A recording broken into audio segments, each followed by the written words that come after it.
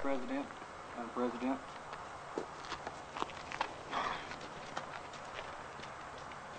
Ladies and gentlemen, William Pitchford Stone was born May 4th of 1844 to Wiley Stone and Candice Buckner in the shadow of Stone Mountain, approximately 15 miles east of Atlanta, Georgia. According to Marietta Stone, daughter of William and Elizabeth Christopher, Stone Mountain, Georgia is named for that family. William spent his first 18 years of his life at the family plantation on Stone Mountain. We have very little to go on before February 4th of 1862, when at age 19, Stone became a private in Captain Maxmillian Tidmore's company in Alabama. Shortly after the Battle of Shiloh, the regiment reached Corinth, Mississippi, where in many cases men died due to disease. Due to poor water and sanitary conditions in camp, 4 out of 5 men were hospitalized due to these diseases. The 28th was the first under fire in the skirmish at Corinth, Mississippi, under General P.T. Beauregard. It was just during this time that one of the men wrote to a family member, "This was a long time to be remembered in our army, as we had nothing to eat for 3 days. We were notified that we would receive rations that night. When it came, only 1/2 bushel to each man of unshelled corn was given up by the Confederate Army." The next incident that William would have been witness to was the execution of a fellow member of Company C. This was a direct order of General Braxton Bragg that on Friday, 26th of December of 1862, at or near Murfreesboro, Edward P. Norman of Company C, 28th Alabama Regiment, was to be shot to death in view of this regiment by order of court-martial, his crime, desertion.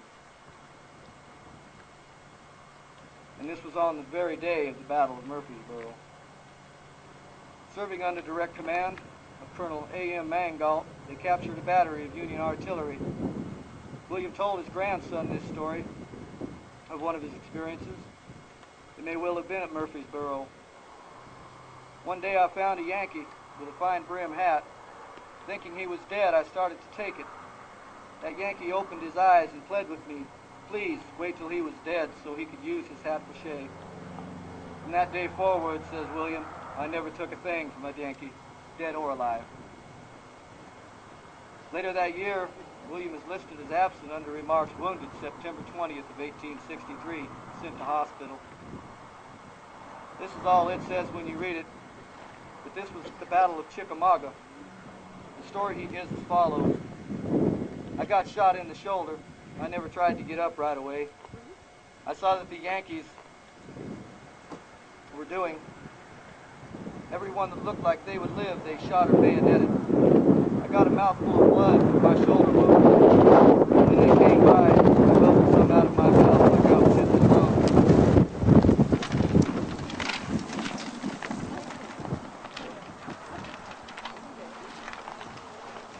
They passed me by. I had to lay there until dark, listening to my comrades moan and beg for water. Later that night, I crawled to the creek, filled my canteen with water to take to the boys. Chicamauga, which in the native language is River of Death. Of the 59,242 men in gray that fought there, 17,800 died.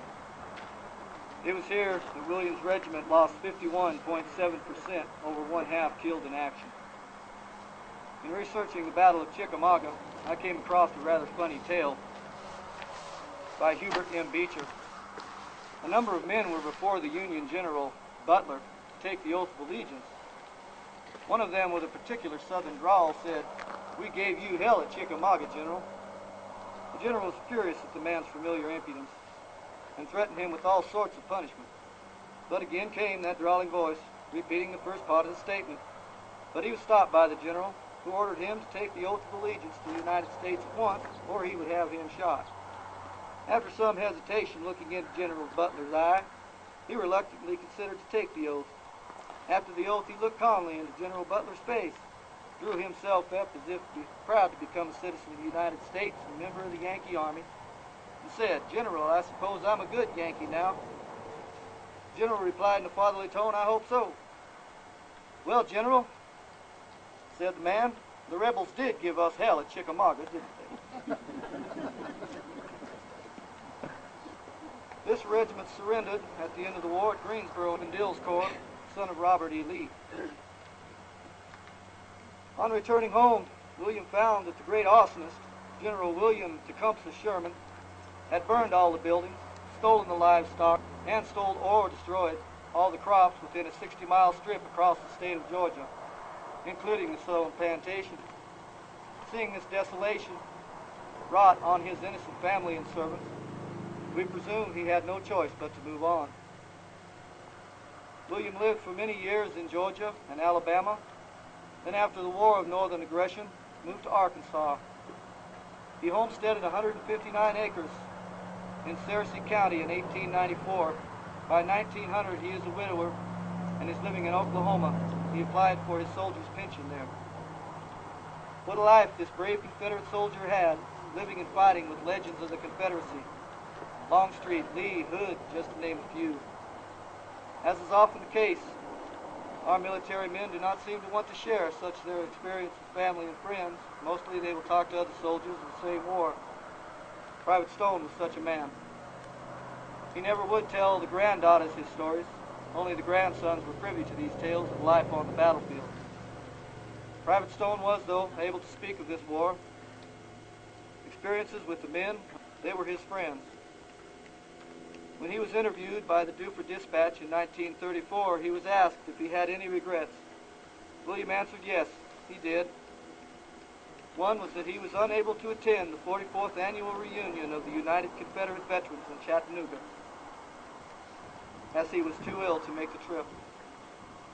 Private William P. Stone, one of the last two surviving Confederate soldiers living in Oregon, was honored on Memorial Day as a guest of the Dufur Legionnaires at their memorial services held at this very spot. He was then 90 years old, keen of mind. He enjoyed every minute of the service, it is said, and was thanked by each member of the post present for honoring them on that day of memory by attending services for those veterans who had not been spared to reach such a fine, ripe old age as Veteran Stone. About 1929, he moved to Oregon and lived with his daughter, Marietta Hancock, and her son, Albert. William enjoyed walking along Wolf Run on the Hancock Ranch, talking with his grandsons of his experiences in the Great War.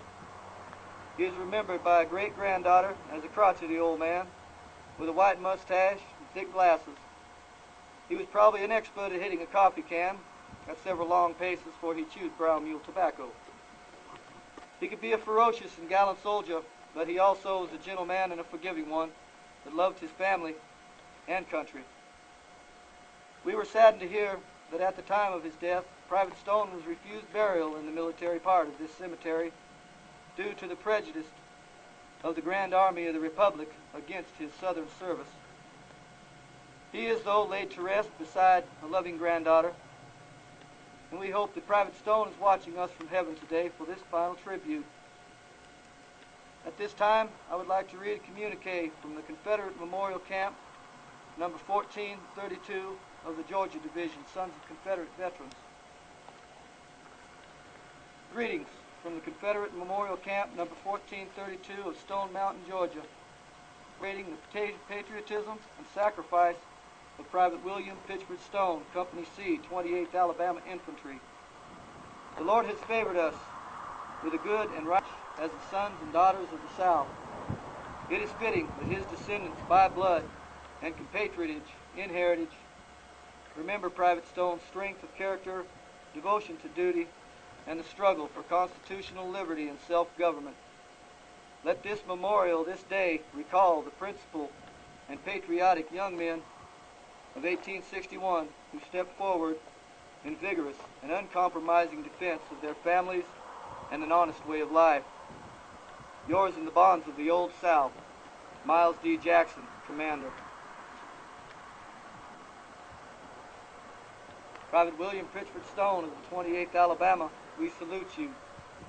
To the family and friends of Private Stone, it has been an honor to be here and to remember such a man.